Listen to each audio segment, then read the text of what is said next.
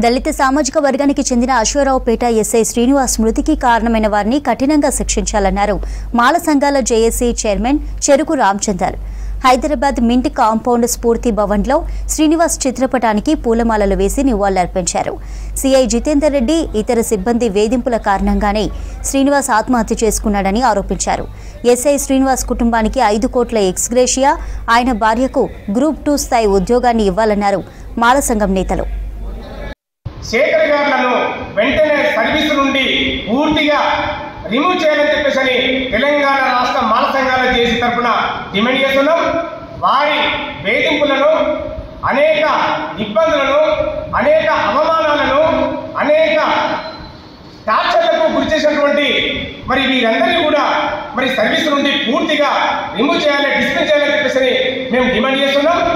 వీరి పెట్టినటువంటి అనేక ఇబ్బందులకు అశ్వరావుపేట ఎస్ఐ శ్రీనివాస్ గారు హత్య ప్రయత్నం చేసి హైదరాబాద్లో ఉన్నటువంటి సికింద్రాబాద్లో యశోద హాస్పిటల్లో చికిత్స పొందుతూ శనివారం